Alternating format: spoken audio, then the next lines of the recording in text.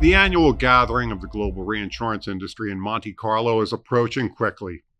As typically occurs here, there's no shortage of key reinsurance issues to discuss.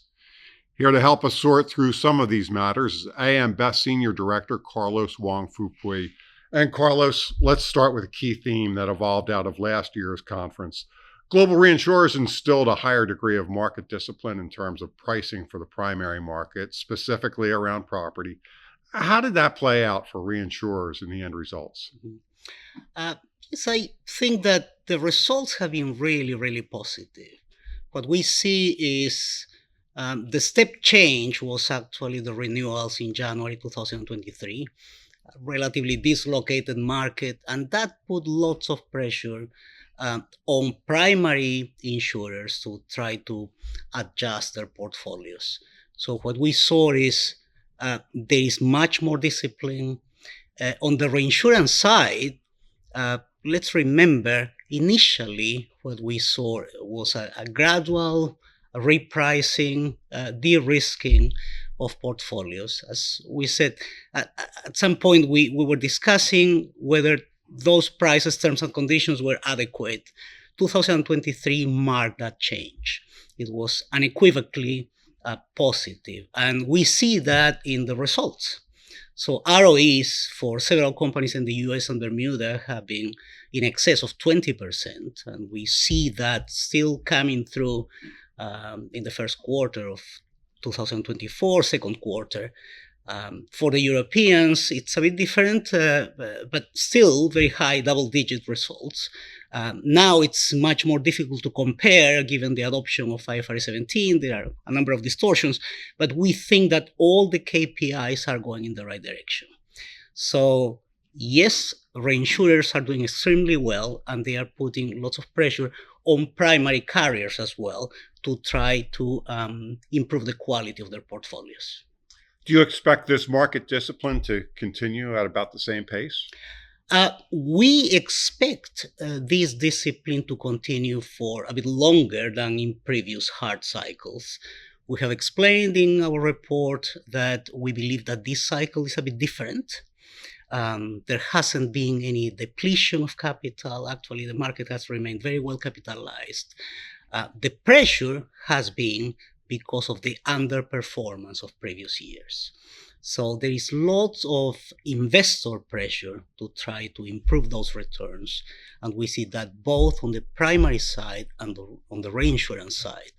So yes, we expect this underwriting discipline to continue for at least another couple of years. And that's the main reason behind the positive outlook that we have assigned to the global reinsurance segment. So as we move into 2025, what are some of the challenges that reinsurers should be facing? Yeah, I think that our positive view is not without some challenges. We've seen some strengthening on US casualty books. So far, it seems that everything is constrained to underwriting years 2016 to 18 from 2016 to 18. From 2019 onwards, some of these issues started being recognized and underwriting practices changed a bit. But it's probably a bit too early to tell that there are no issues at all. In any case, what we see is both on the primary side, on the reinsurance side, there is much more attention on how these books are underwritten, the risk selection, the quality of these books, and some increase in pricing as well is being applied to try to improve those results and remove that uncertainty. Other areas that we may see, obviously, we're in the middle of the hurricane season. We have forecasts above average for cat activity for the rest of the year. We'll see how that pans out. Pricing, probably there is not a lot of room for improvement. There is not much more than primary carriers can take.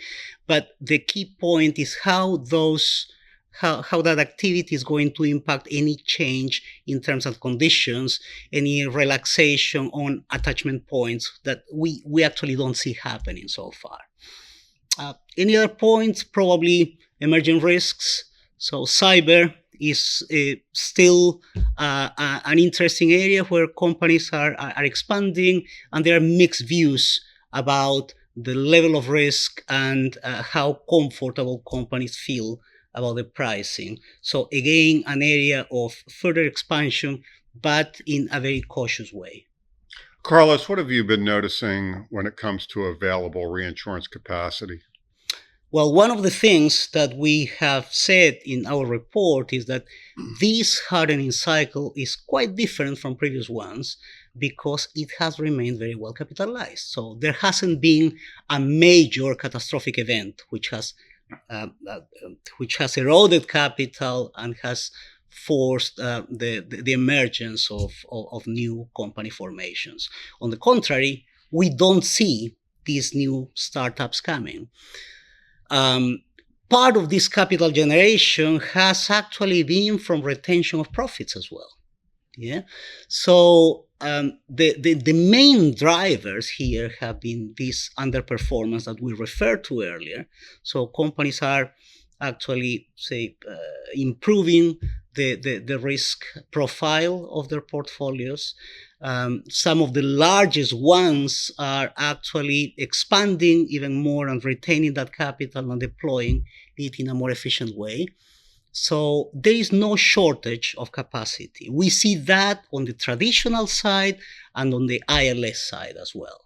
So after several years of stabilization below 100 billion capacity on the ILS side, it's the first time that we are seeing actually the ILS market going above 100. Say we're estimating around 105, 106 billion capacity on the ILS side. And let's remember, these days, ILS is not a direct competitor of the traditional market. On the contrary, it's a partner, yeah, and it's an important platform that many traditional reinsurers need and work along with to expand their business. You'll be presenting in Monte Carlo. Carlos, have a good conference. Thank you very much. That was AM Best Senior Director Carlos Wong-Fupuy. And for AM Best TV, I'm John Weber.